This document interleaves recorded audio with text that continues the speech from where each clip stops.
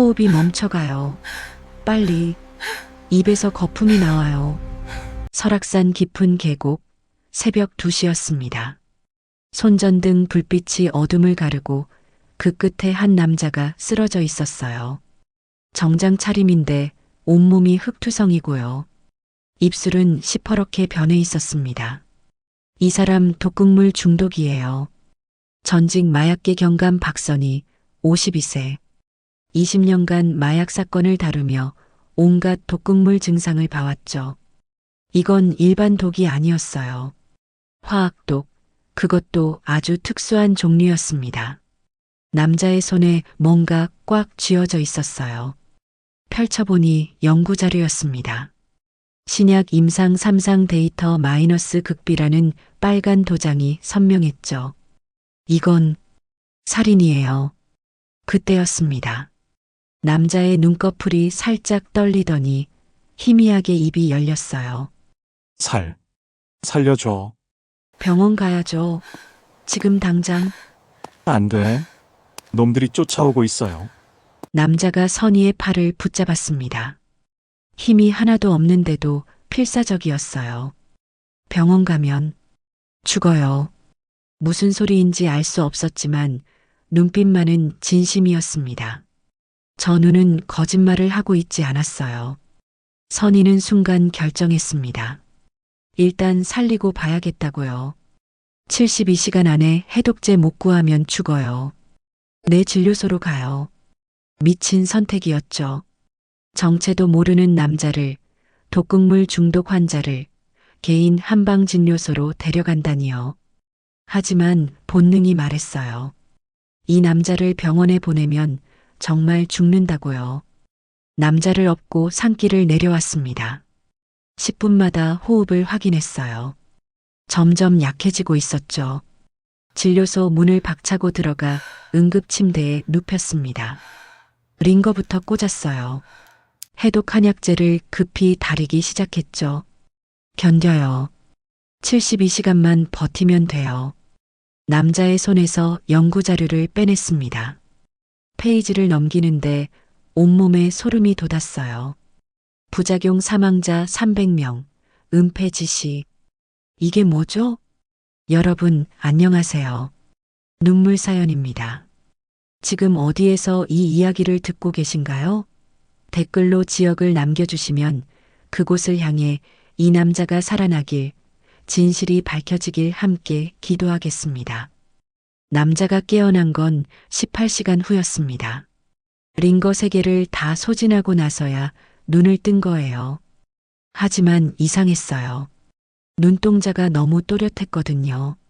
여긴 어디죠? 기억상실이라는 말투였지만 선희는 속지 않았습니다. 저 눈빛은 모든 걸 기억하고 있는 사람의 눈이었어요. 다만 말하고 싶지 않은 거였죠. 설악산 골짜기에서 죽어가고 있었어요. 내가 살렸고요. 남자는 천장만 바라봤습니다. 대답이 없었어요. 선희는 연구자료를 꺼내 들었죠. 이게 뭐예요? 신약 임상 데이터? 사망자 300명? 그제야 남자의 눈동자가 흔들렸습니다. 입술이 파르르 떨리더니 고개를 돌려버렸어요. 모르겠어요. 전 아무것도 거짓말이었습니다. 하지만 선희는 더 묻지 않았어요. 저 사람에겐 말할 수 없는 이유가 있는 게 분명했으니까요. 좋아요. 그럼 넌 이제부터 나무꾼이에요. 네. 이름도 모르고 신분도 모르니까. 여기선 그냥 나무꾼. 남자는 씁쓸하게 웃었습니다. 재벌 총수가 나무꾼이라니 참 아이러니했죠.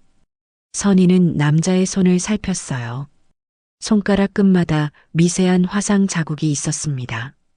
이건 화학물질에 장기간 노출된 사람의 손이었어요. 실험실에서 일한 사람이요. 당신 제약회사 사람이죠? 남자는 대답하지 않았습니다. 그저 창밖 설악산만 바라볼 뿐이었어요. 그날 밤 선희는 연구자료를 정독했습니다. 읽을수록 끔찍했어요. 신약 임상시험에서 간부전, 신부전 부작용이 속출했는데도 데이터를 조작해서 식약처 승인을 받았다는 내용이었죠. 책임자 이름이 선명하게 적혀 있었습니다. 동양제약 연구소장 최우진. 그리고 그 옆에 또 다른 이름.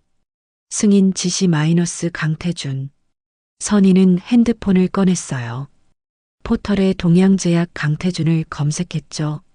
화면에 뜬 기사 제목을 보는 순간 온몸이 굳었습니다.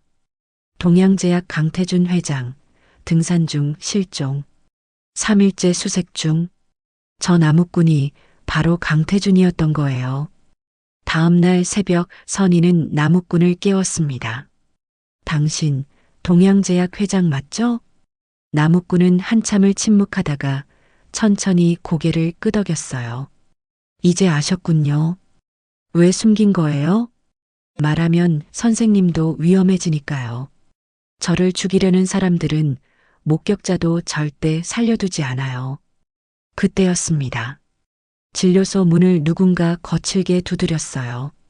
새벽 5시 환자가 올 시간이 아니었죠. 선희가 문을 열자 검은 정장을 입은 남자 둘이 서 있었습니다. 한 명은 40대 중반, 차갑고 날카로운 인상이었어요. 다른 한 명은 30대 중반 여자, 명품 핸드백을 든 채 거만한 표정을 짓고 있었죠. 안녕하세요. 실종자 수색 중인데요. 혹시 이 근처에서 수상한 사람 못 보셨어요? 남자가 핸드폰을 내밀었습니다. 화면엔 강태준의 사진이 떠 있었어요. 선희는 최대한 담담하게 대답했습니다. 못 봤는데요. 여긴 환자 말고는 아무도 안 와요. 그래요? 이상하네.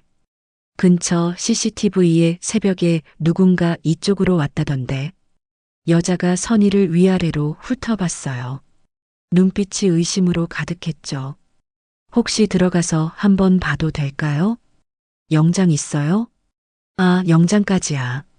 남자가 비웃듯 웃었습니다.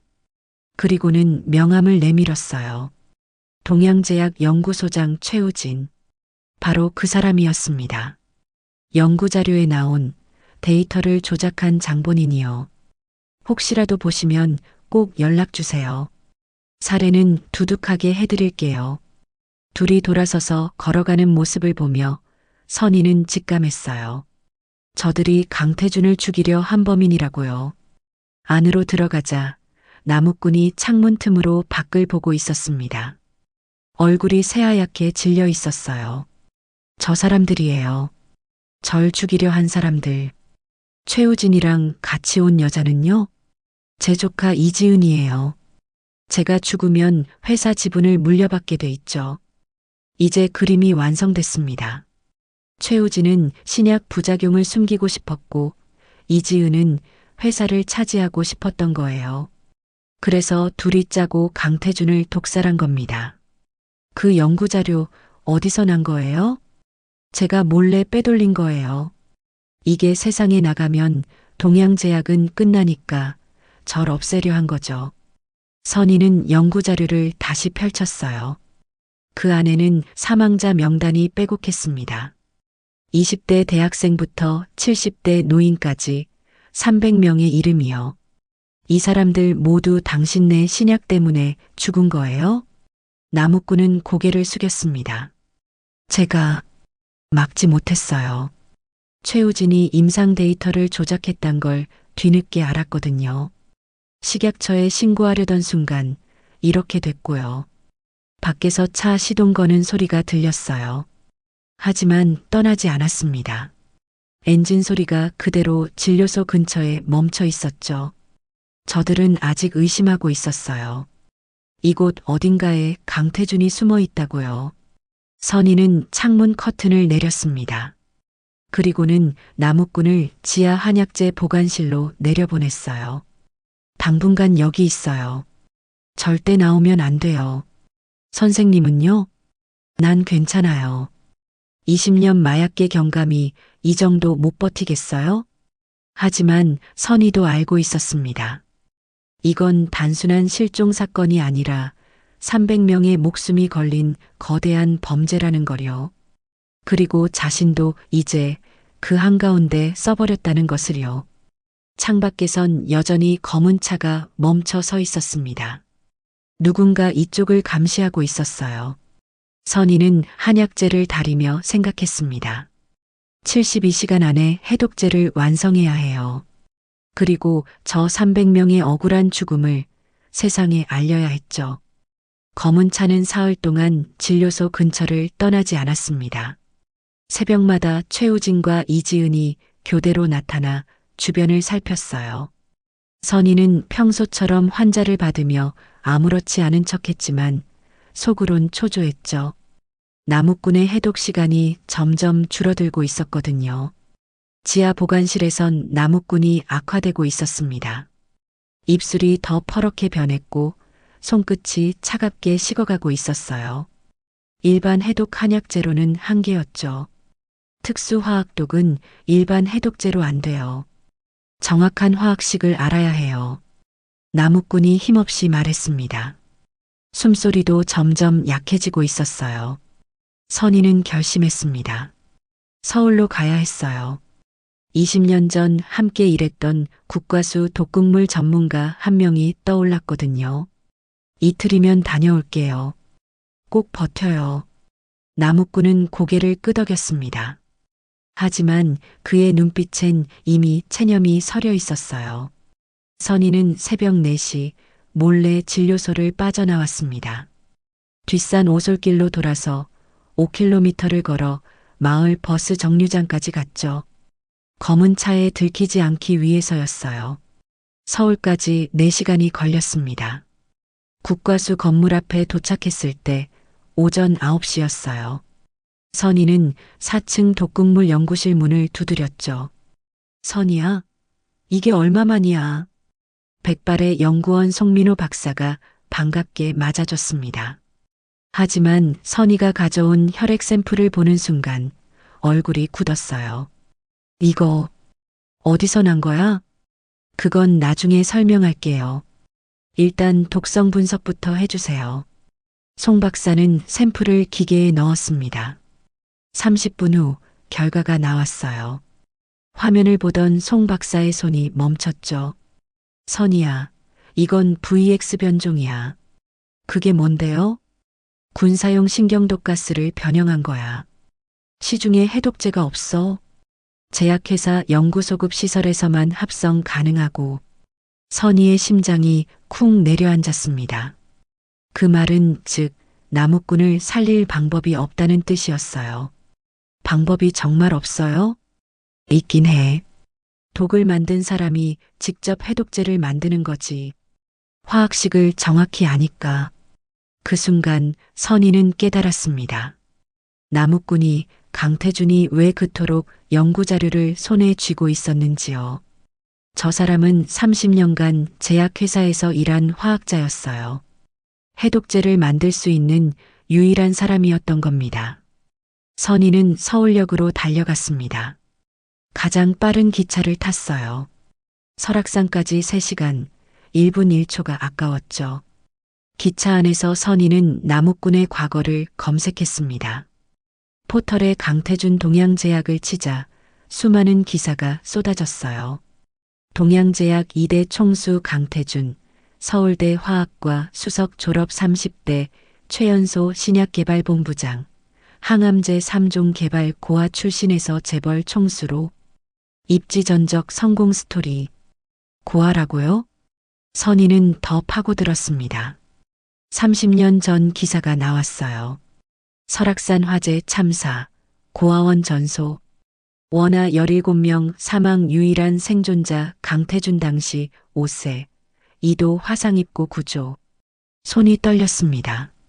나무꾼의 손에 있던 화상 자국은 화학물질이 아니라 불 때문이었던 거예요. 5살 때 고아원 화재에서 혼자 살아남았고 그 후 동양제약 창업주에게 입양됐던 겁니다. 기사는 계속 이어졌어요. 강태준, 양아버지 유산 전액 고아원 건립에 기부 약속 신약 개발 수익 50% 소아암 환자 무료 치료에 사용. 선희는 눈물이 날 것 같았습니다. 저 사람은 욕심 때문에 신약을 만든 게 아니었어요. 아이들을 살리려고 했던 거였죠. 그런데 최우진이 임상 데이터를 조작하는 바람에 300명이 죽은 겁니다. 기차가 설악산역에 도착했을 때 오후 5시였습니다. 선희는 택시를 타고 진료소로 달려갔어요. 그런데 이상했습니다. 진료소 앞에 검은 차가 사라져 있었어요. 3일 동안 붙어 있던 차가 말이죠. 불길한 예감이 들었습니다. 선희는 뒷문으로 몰래 들어갔어요. 진료소는 조용했습니다. 너무 조용했어요. 지하실로 내려가는 순간 선희는 비명을 삼켰습니다. 바닥에 한약재들이 어질러져 있었고 링거줄이 끊어져 있었거든요. 나무꾼이 사라졌어요. 탁자 위엔 메모 한 장이 놓여 있었습니다. 삐뚤빼뚤한 글씨였어요. 선생님 덕분에 72시간 버텼습니다. 이제 제가 할 일이 남았어요. 해독제는 제가 직접 만들겠습니다. 동양제약 연구소로 갑니다. 선생님은 더 이상 위험해지지 마세요. 정말 감사했습니다. 마이너스 나무꾼. 선희는 메모를 구겨 쥐었습니다. 저 바보가 혼자 적진으로 걸어 들어간 거예요. 동양제약 연구소는 서울 강남에 있었습니다. 최우진의 본거지였죠. 거기 들어가는 순간 나무꾼은 죽습니다. 선희는 핸드폰을 꺼냈어요. 그리고는 20년 전 함께 일했던 동료들에게 전화를 걸기 시작했습니다. 마약계, 강력계, 지능범죄계. 은퇴했지만 여전히 정의감 하나만큼은 살아있는 사람들이요. 나 박선이야. 부탁 하나만 들어줄래? 10명에게 전화를 걸었고 10명 모두 오겠다고 했습니다. 내일 새벽 서울에서 만나기로 했어요. 선희는 창밖 설악산을 바라봤습니다. 3일 전 저 계곡에서 죽어가던 남자를 살렸고 이제 그 남자를 다시 구하러 가야 했어요. 이번엔 정말 목숨을 걸어야 했습니다. 상대는 재벌 총수를 죽이려는 사람들이었고 300명의 죽음을 은폐한 범죄자들이었으니까요. 하지만 선희는 물러서지 않을 겁니다. 20년간 마약 조직과 싸워온 사람이었거든요. 밤하늘에 별이 떴습니다. 설악산 위로 쏟아지는 별빛 아래 선희는 가방에 오래된 경찰 수첩을 넣었어요. 그 안엔 300명의 이름이 적혀 있었습니다. 이건 이제 복수가 아니었어요. 진실을 밝히는 싸움이었죠. 서울 강남 동양제약 본사 62층. 새벽 3시였지만 회장실엔 불이 환하게 켜져 있었습니다. 최우진과 이지은이 마주 앉아 있었어요. 테이블 위엔 설악산 지도가 펼쳐져 있었습니다. 빨간 펜으로 진료소 위치가 동그라미 쳐져 있었죠. 3일 동안 감시했는데 회장님 흔적이 없었어요. 이지은이 짜증스럽게 말했습니다. 명품 시계를 찬 손으로 와인잔을 돌리고 있었어요. 최우진은 창밖 야경을 바라봤습니다. 63빌딩, 롯데타워, 한강이 내려다 보이는 풍경이었어요.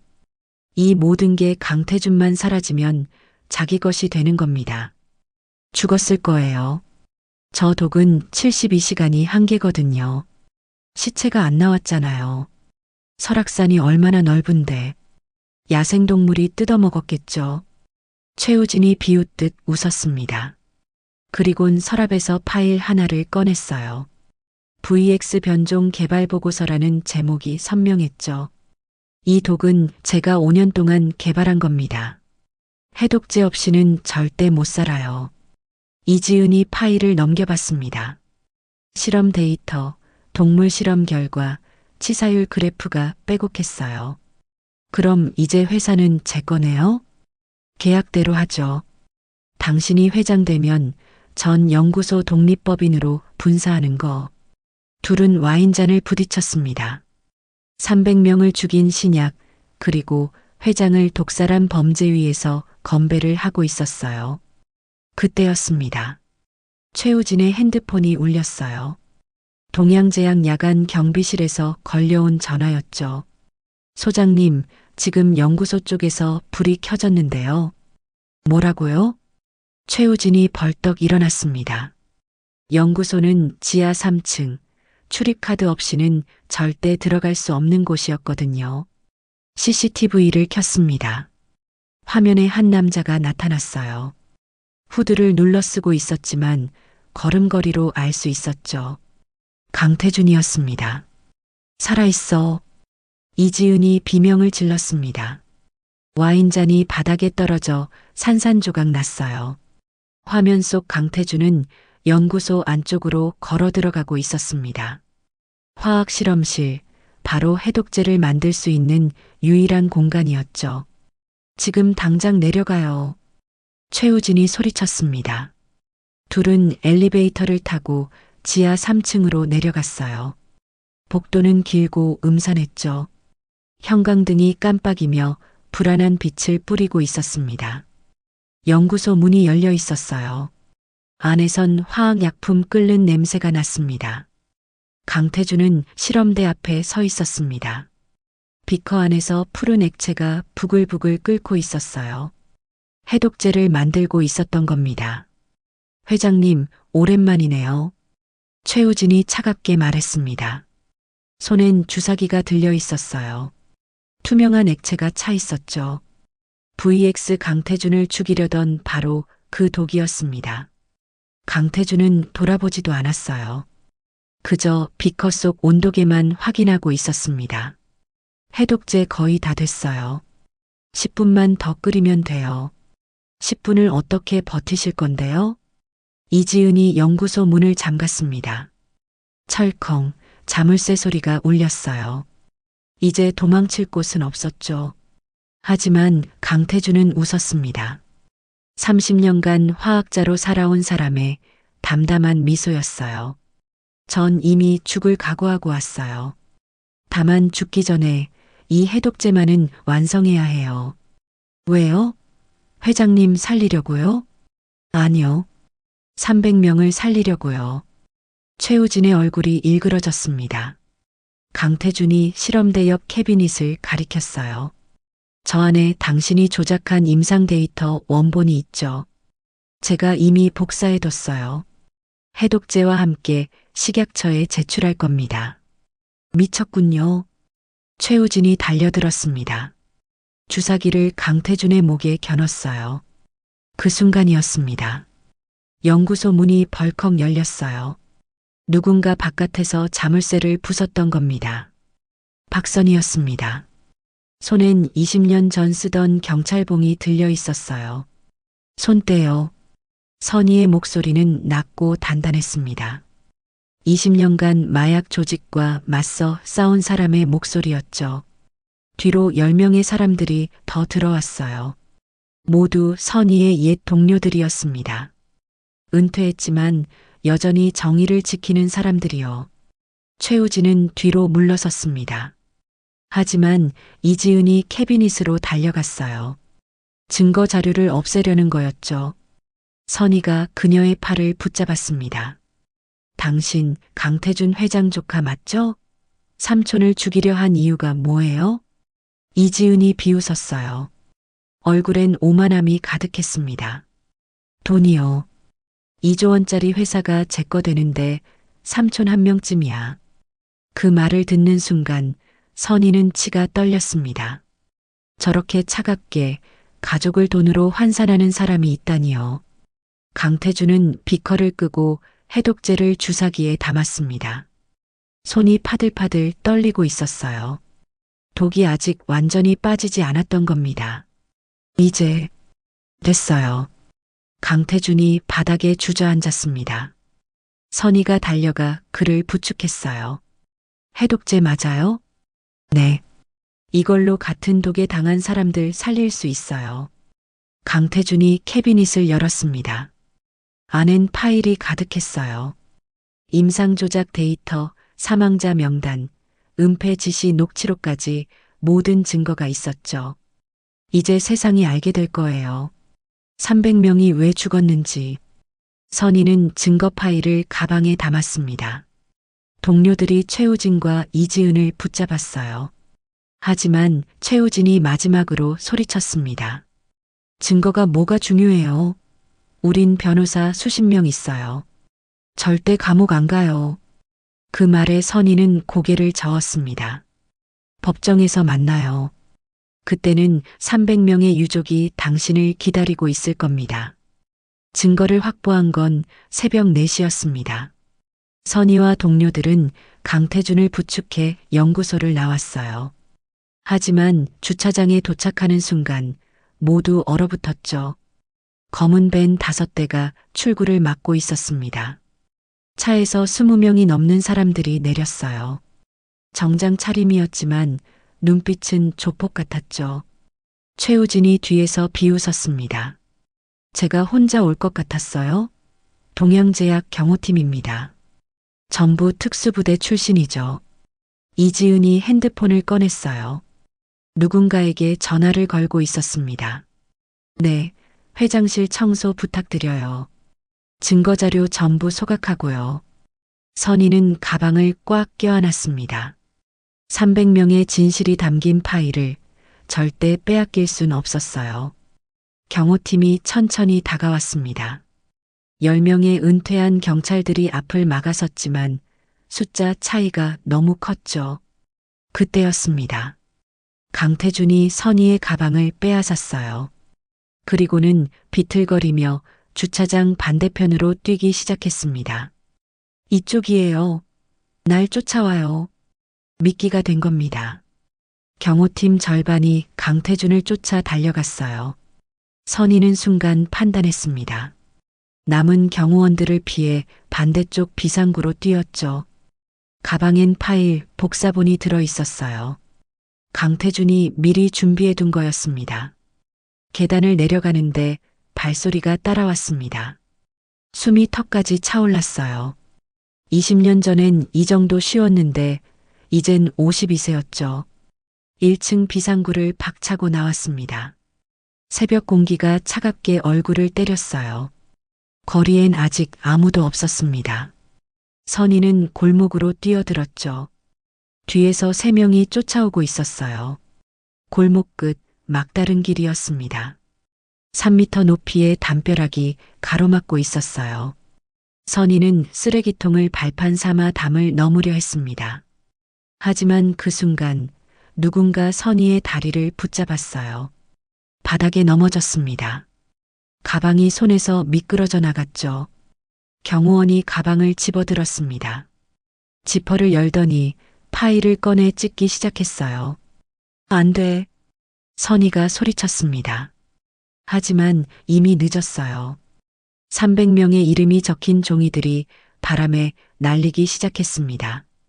그때였습니다. 골목 입구에서 사이렌 소리가 들렸어요. 경찰차 2대가 급브레이크를 밟으며 섰죠. 선희의 동료 중 한 명이 112에 신고했던 겁니다. 경찰들이 우르르 내렸어요. 움직이지 마. 경찰이다. 경호원들이 뒤로 물러섰습니다.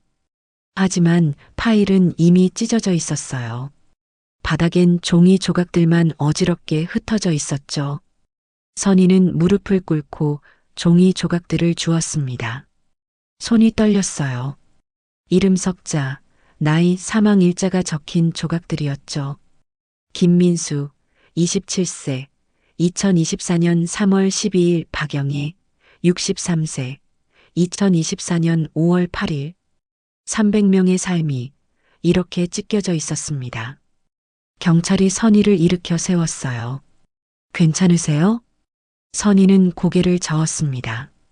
괜찮을 리가 없었어요. 그런데 이상했습니다.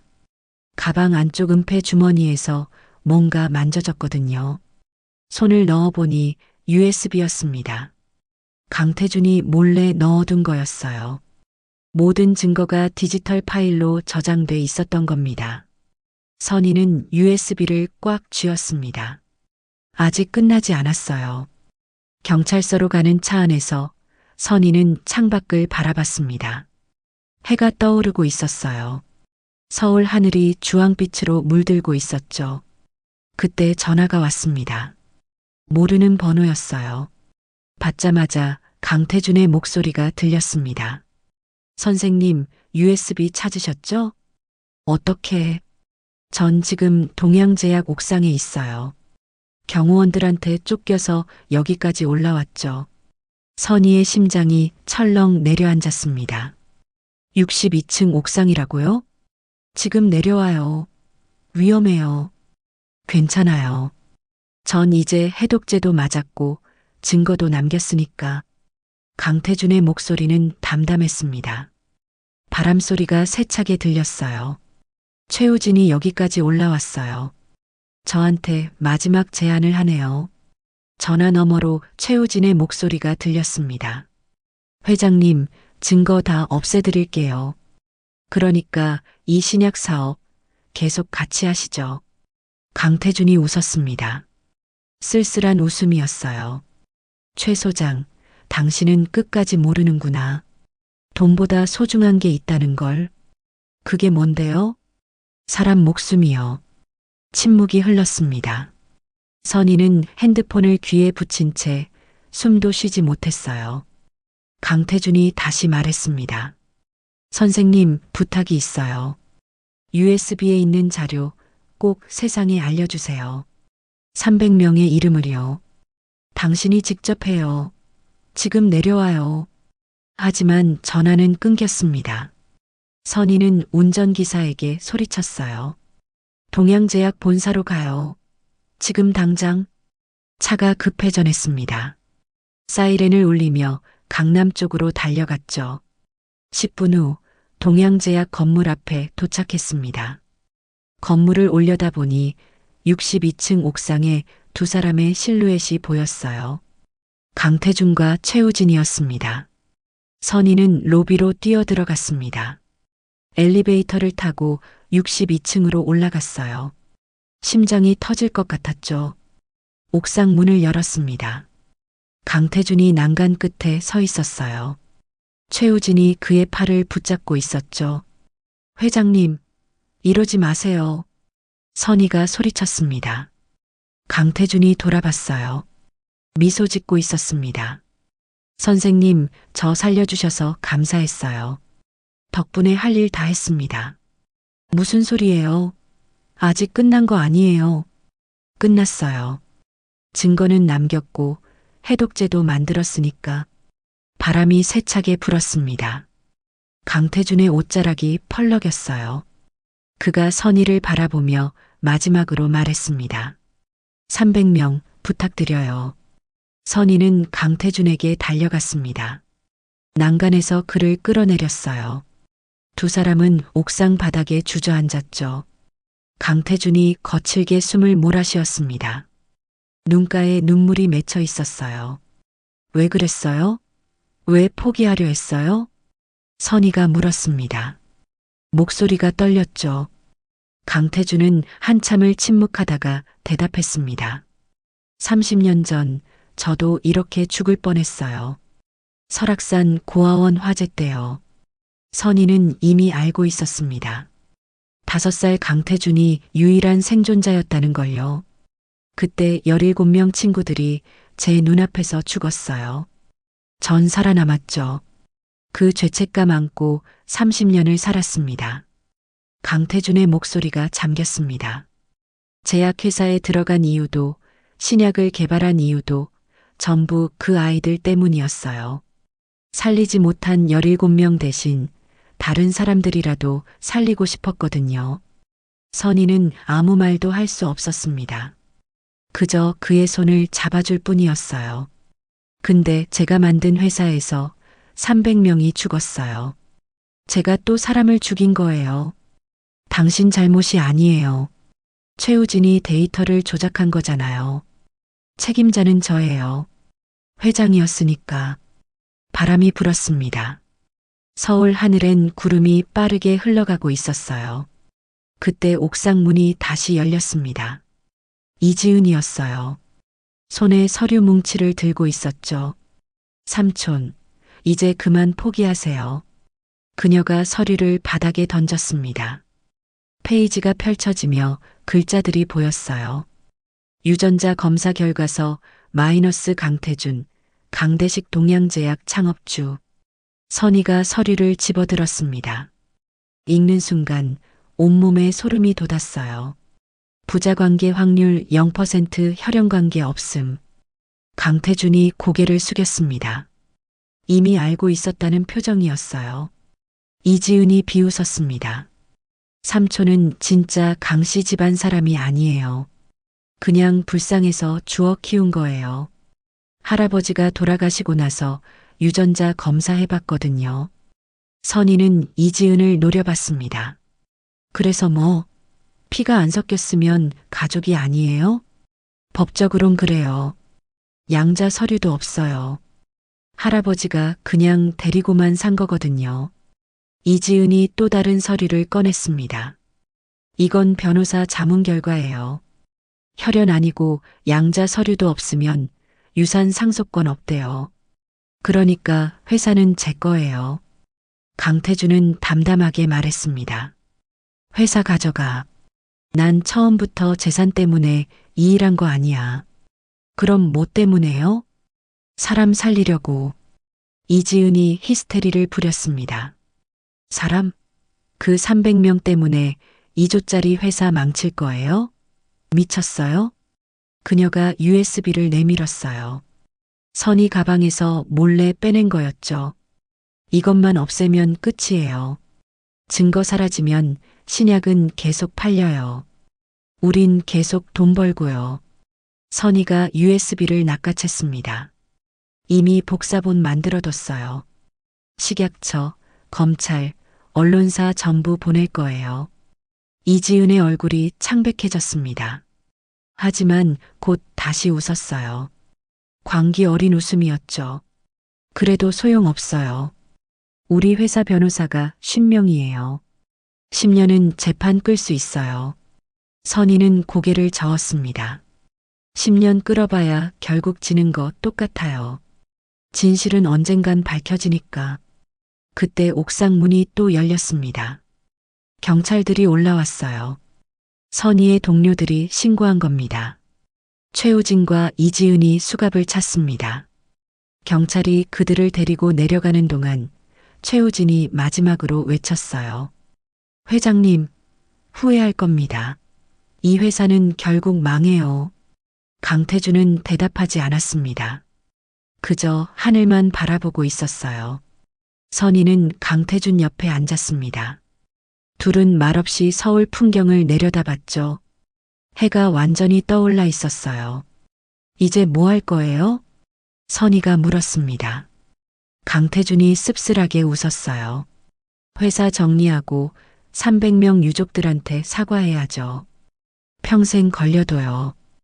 혼자서요? 혼자요. 전 원래 혼자였으니까. 선희는 강태준의 손을 잡았습니다.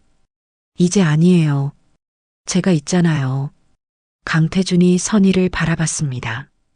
눈가에 다시 눈물이 고였어요. 왜 이러세요? 전 그냥 범죄자예요. 300명 죽인 회사 회장이고요. 당신은 300명 죽인 사람이 아니라 300명 살리려는 사람이에요. 선희의 말에 강태준은 한참을 울었습니다. 30년 동안 참았던 눈물이었어요. 5살 때 혼자 살아남은 죄책감, 17명 친구를 잃은 슬픔, 300명을 지키지 못한 자책이 쏟아져 나왔죠. 선희는 그의 등을 토닥였습니다. 말없이 오래도록요. 옥상 난간 너머로 서울이 보였습니다. 2천만 명이 사는 도시였어요. 그 안 어딘가에 300명의 유족이 살고 있었죠. 강태준이 눈물을 닦으며 일어섰습니다. 가야 해요. 유족들한테요. 선희도 일어섰어요. 같이 가요. 혼자 감당하기엔 너무 무거워요. 둘은 엘리베이터를 타고 내려갔습니다. 로비에 나오자 아침 햇살이 유리창을 통해 쏟아져 들어왔어요. 밖에선 취재진이 몰려 있었습니다.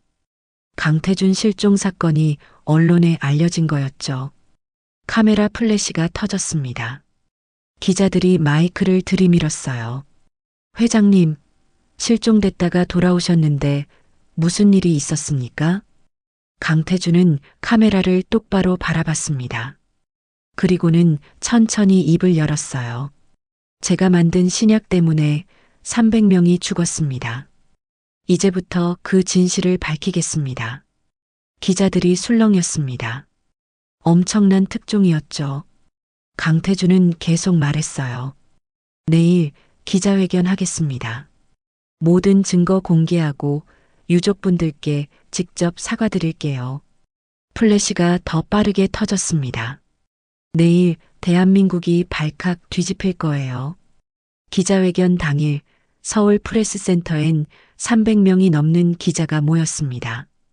방송 3사, 종합편성, 신문사, 해외 언론까지 총출동했어요. 동양제약 신약 스캔들은 이미 전국을 뒤흔들고 있었죠. 오전 10시 강태준이 단상에 올랐습니다. 깔끔한 검은 양복에 하얀 셔츠였어요. 얼굴엔 수염이 자라 있었지만 눈빛만은 또렷했죠. 플래시가 미친 듯이 터졌습니다. 죽었다던 회장이 살아 돌아온 거니까요. 강태준은 90도로 허리를 숙였습니다. 10초, 20초, 30초가 지나도록 고개를 들지 않았어요. 죄송합니다.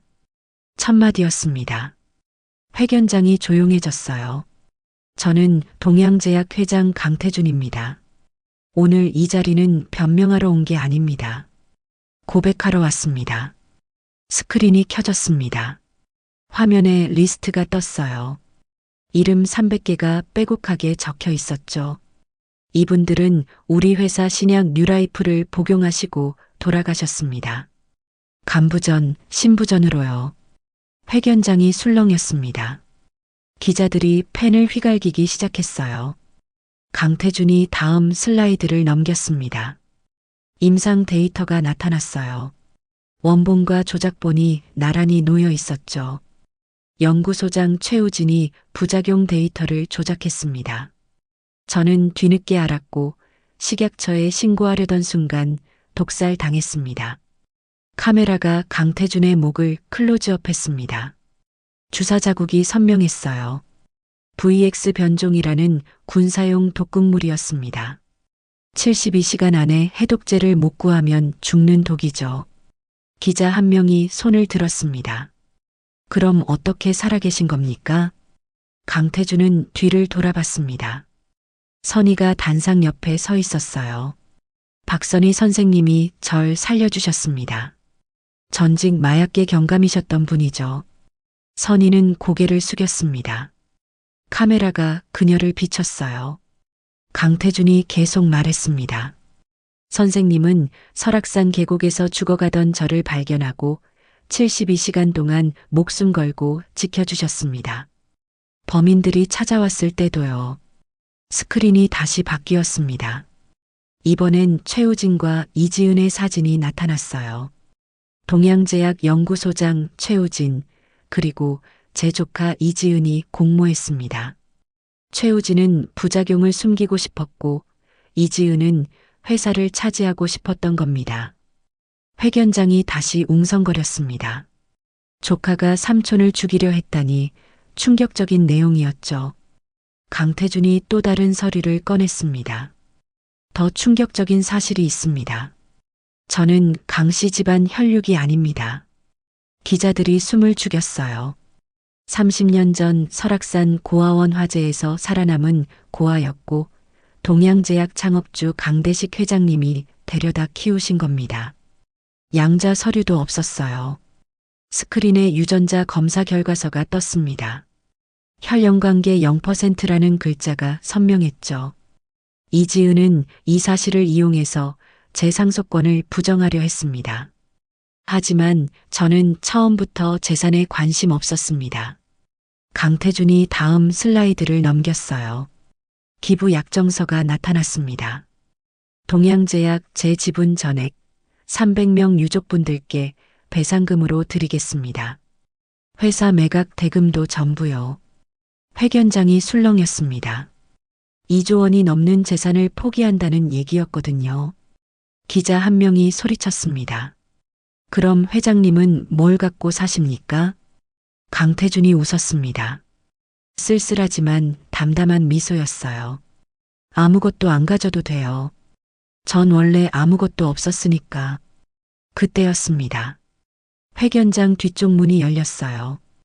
60대 할머니 한 분이 들어왔습니다. 손에 액자를 들고 있었어요. 20대 청년 사진이었죠. 할머니가 강태준 앞으로 걸어왔습니다. 눈물이 볼을 타고 흘러내리고 있었어요. 회장님, 우리 아들이에요. 김민수, 27살에 그 약 먹고 죽었어요.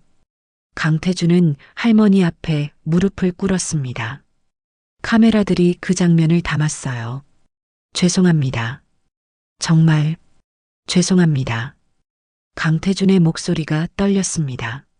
할머니는 강태준의 손을 잡았어요. 회장님도 피해자시네요. 그 나쁜 놈들이 회장님도 죽이려 했잖아요. 아닙니다. 제가 회장이었으니 책임은 제 겁니다. 할머니가 고개를 저었습니다. 우리 아들 하늘에서 회장님 용서했을 거예요. 진실 밝혀주셔서 고맙습니다. 그 말에 강태준은 울음을 터뜨렸습니다. 30년간 17명 친구 잃은 죄책감 안고 살았던 사람이요. 이제 300명까지 떠안게 됐지만 처음으로 용서받았던 겁니다. 회견장 곳곳에서 카메라 셔터 소리가 터졌습니다. 할머니와 무릎 꿇은 회장의 모습이 전국에 생중계됐어요. 선희는 뒤에서 그 장면을 지켜봤습니다. 눈시울이 붉어졌죠. 회견이 끝나고 강태준은 기자들 질문에 답했습니다. 2시간 동안 단 한 번도 자리를 뜨지 않았어요. 마지막 질문이었습니다. 최우진과 이지은은 어떻게 됐습니까? 강태준이 대답했어요. 구속됐습니다. 업무상 과실치사, 살인미수, 증거인멸 혐의로요. 회장님은 고소하셨습니까? 네. 저를 죽이려 한 것도 300명을 죽인 것도 용서할 수 없습니다. 기자들이 박수를 쳤습니다. 이례적인 일이었어요. 강태준이 단상에서 내려왔습니다. 선희가 물 한 잔을 건넸어요. 고생했어요. 강태준이 물을 마셨습니다. 손이 떨리고 있었죠. 이제 시작이에요. 300명 유족 한 분 한 분 찾아뵙고 사과해야 해요. 혼자요? 아니요. 강태준이 선희를 바라봤습니다. 선생님이랑 같이요. 같이 가주시죠? 선희는 고개를 끄덕였습니다. 밖으로 나오자 저녁 해가 지고 있었어요. 서울 하늘이 붉게 물들고 있었죠. 강태준은 하늘을 올려다봤습니다. 30년 전 죽은 17명 친구들이 그리고 300명이 저 하늘 어딘가에 있을 거라고 믿었어요. 이제 당당해요. 진실 밝혔으니까. 선희가 말했습니다. 강태준이 웃었어요. 처음으로 진심으로요. 1년이 흘렀습니다. 설악산에 다시 봄이 찾아왔어요. 진료소 앞 마당엔 약초들이 파릇하게 자라고 있었죠. 선희는 약초밭에서 일하고 있었습니다. 당귀, 청궁, 작약을 캐고 있었어요. 햇살이 따뜻했죠. 선생님, 환자분 오셨어요. 진료소 안에서 목소리가 들렸습니다. 강태준이었어요. 하얀 한의사 가운을 입고 있었습니다. 1년 전 재벌 총수였던 사람이 이제 설악산 한의사가 된 거예요. 선희가 손을 털며 안으로 들어갔습니다. 진료실엔 70대 할아버지가 앉아 계셨어요. 어디가 불편하세요? 강태준이 맥을 짚으며 물었습니다. 목소리가 부드러웠어요. 할아버지가 무릎을 가리켰습니다. 무릎이 아파서 농사를 못 짓겠어요. 관절염이시네요. 침 맞고 한약 드시면 좋아지실 거예요. 강태준이 침을 놓기 시작했어요. 손놀림이 능숙했습니다. 1년 동안 설악산 주민 수백 명을 치료하며 익힌 솜씨였죠. 할아버지가 물었습니다. 선생님, TV에서 봤어요. 재벌 회장이셨다며요? 강태준이 웃었어요. 옛날 얘기예요. 지금은 그냥 한의사고요. 왜 여기 계세요? 서울 가시면 떵떵거리고 사실 텐데. 여기가 좋아요. 공기도 맑고 사람들도 좋고. 할아버지가 고개를 끄덕였습니다. 치료가 끝나고 할아버지가 나가시자 선희가 차를 내왔어요. 강태준은 창가에 앉아 설악산을 바라봤습니다. 1년 전 이맘때 저기 계곡에서 죽을 뻔했었죠. 선희도 창밖을 봤어요. 푸른 산이 병풍처럼 둘러싸고 있었습니다. 그때 선생님 안 만났으면 전 진작 죽었을 거예요. 운명이었나 봐요. 강태준이 선희를 바라봤습니다. 눈빛이 따뜻했어요. 지난 1년간 둘은 함께 300명 유족을 찾아다녔습니다. 서울, 부산, 대구, 광주, 전국 방방곡곡을 다녔어요. 한 분 한 분 찾아뵙고 무릎 꿇고 사과했죠. 처음엔 욕을 먹었습니다. 뺨을 맞기도 했어요. 당연한 일이었죠. 하지만 강태준은 한 번도 피하지 않았습니다. 300번 무릎 꿇고 300번 용서를 구했어요. 그리고 약속을 지켰습니다. 동양제약을 매각한 돈 2조 원, 전부 유족들께 배상금으로 드렸죠. 1인당 66억 원씩이었어요. 마지막 유족을 만난 건 석 달 전이었습니다. 제주도에 사시는 40대 여성이었어요. 남편을 잃은 분이었죠. 강태준이 무릎 꿇자 그 여성이 말했습니다. 일어나세요. 회장님 잘못 아니에요. 아닙니다. 제가 회장이었으니까 책임은. 회장님도 피해자시잖아요. TV에서 다 봤어요. 여성이 강태준을 일으켜 세웠어요. 대신 부탁이 있어요. 우리 남편처럼 억울하게 죽는 사람 다시는 없게 해주세요.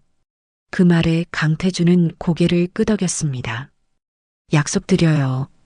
그래서 지금 여기 있는 겁니다. 설악산 한방진료소에서 무료로 주민들을 치료하며요. 강태준은 한의학을 처음부터 배웠습니다. 화학 지식이 있어서 양리는 금방 이해했고 침술은 밤낮으로 연습했어요. 1년 만에 한의사 자격증을 땄죠. 오늘 환자 몇 명이에요? 선희가 물었습니다. 32명이요. 다들 돈 한 푼 안 내고 가셨고요. 적자 아니에요? 괜찮아요. 전 먹고 살 만큼만 있으면 돼요. 강태준이 웃었습니다. 2조 원을 다 내놓은 사람이 이제 월 200만 원으로 살고 있었어요. 하지만 행복했습니다. 진료소 문이 열렸어요. 30대 여성이 아이 손을 잡고 들어왔습니다. 선생님, 우리 애가 자꾸 배가 아프다는데요.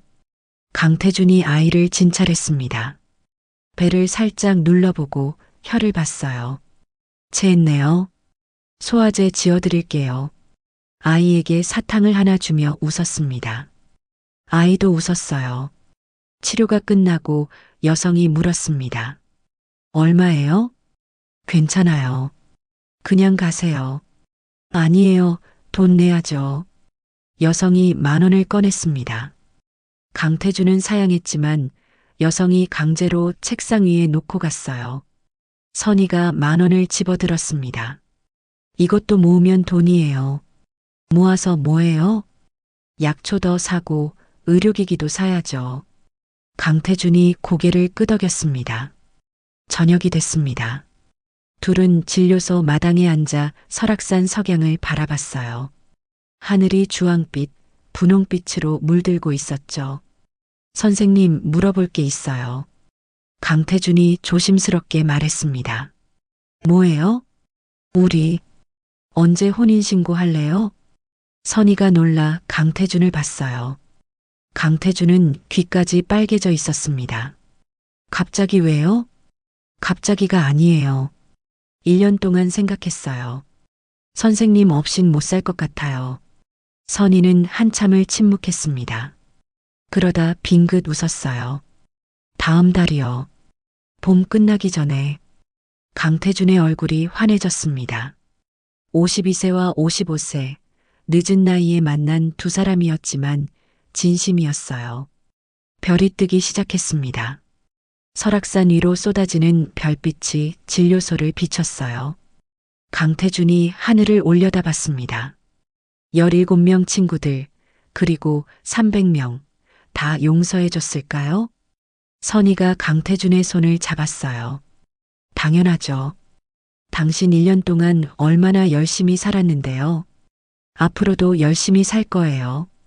이 사람들 대신 더 많이 살아야 하니까. 둘은 손을 꼭 잡고 별을 바라봤습니다. 그때 진료소 전화기가 울렸어요. 강태준이 받았습니다.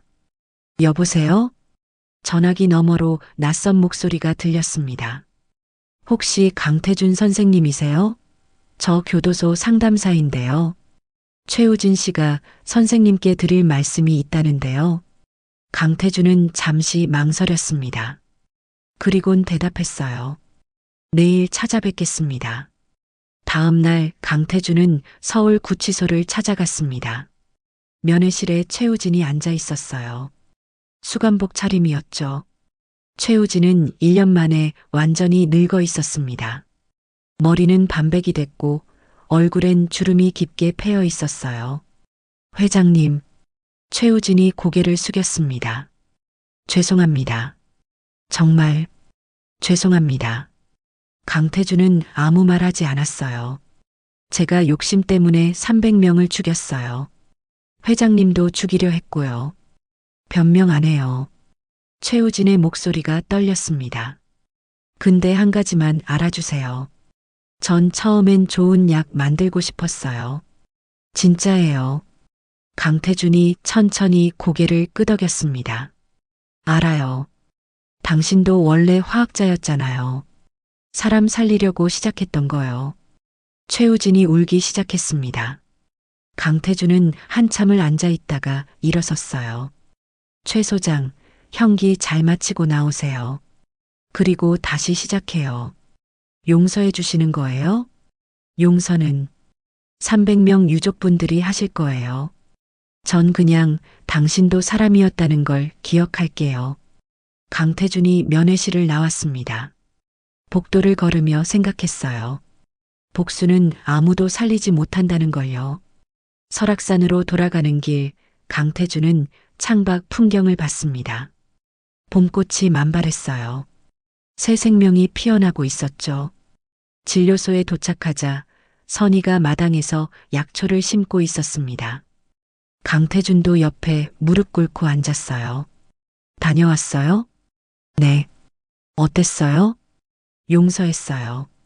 완전히는 아니지만 조금은요. 선희가 미소 지었습니다. 둘은 말없이 약초를 심었어요. 단기 300폭이었습니다. 300명을 기억하며 심는 거였죠. 해가 저물었습니다. 설악산이 노을빛으로 물들었어요. 강태준이 마지막 약초를 심으며 중얼거렸습니다. 이제 당당하게 살 수 있을 것 같아요.